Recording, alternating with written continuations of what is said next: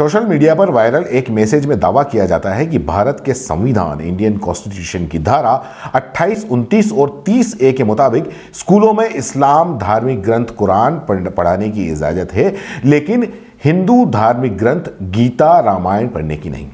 वैसे तो इस तरह के दावे साफ हैं कि हिंदू मुस्लिम के बीच में नफरती दूरियां बढ़ाने के लिए किए जाते हैं, लेकिन इन दावों का सच जानना जरूरी है और यही हम आपको बताने की कोशिश करते हैं।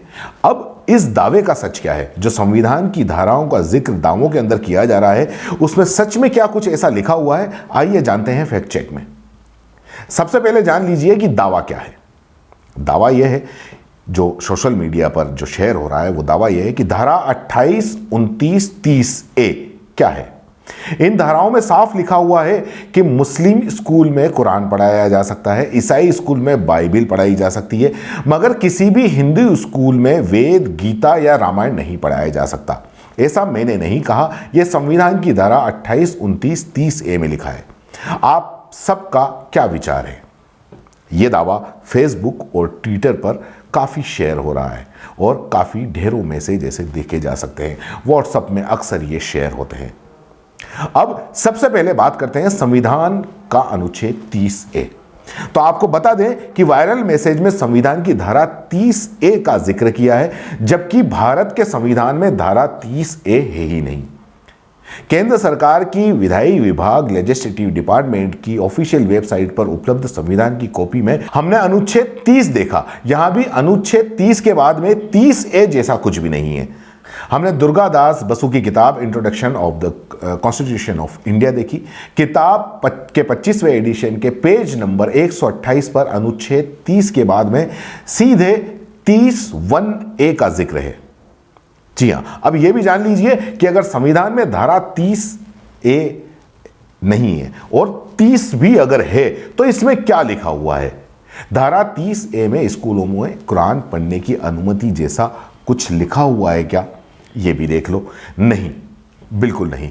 भारत के संविधान का अनुच्छेद 30 धार्मिक और भाषाई आधार पर अल्पसंख्यक समुदाय को शिक्षण संस्थान खोलने और उनका संचालन करने का अधिकार देता है। कुरान या धार्मिक ग्रंथ पढ़ाए जाने का कोई जिक्र इस आर्टिकल के अंदर नहीं है। वहीं अनुच्छेद 30(1)A जो ठीक 30 के बाद में आता है, अल्पसंख्यक समूहों के शुरू किए गए शैक्षणिक संस्थानों का अधिग्रहण होने की स्थिति में लागू होने वाले नियमों का जिक्र है। इससे साफ है कि अनुच्छेद 30 में अल्पसंख्यकों को शिक्षण संस्थान खोलने की अनुमति दी गई है।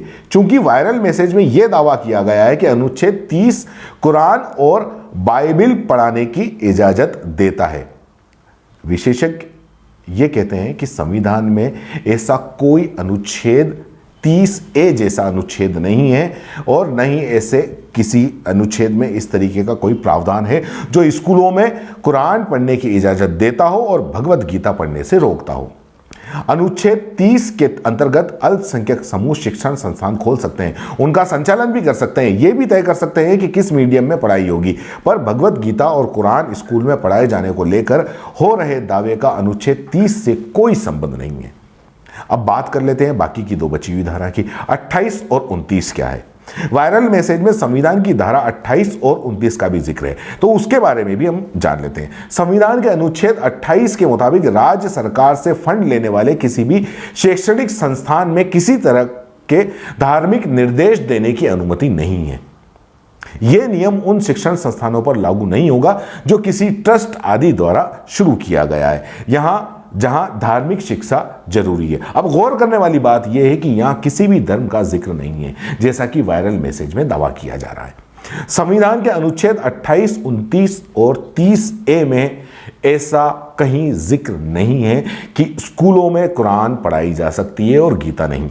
संविधान में कहीं भी ऐसा नहीं कहा गया है। सोशल मीडिया पर आए दिन ऐसे वायरल मैसेज होते हैं, वायरल होने इस तरीके के कई दावे किए जाते हैं। ये दावे सिर्फ और सिर्फ हिंदू मुस्लिम को अलग करने की कोशिश भर है और संविधान में शक पैदा करने की कोशिश है। सच क्या है हमने आपको बता दिया। नहीं समझ में आया हो इस वीडियो को एक बार और देखिए और चैनल सब्सक्राइब करिए।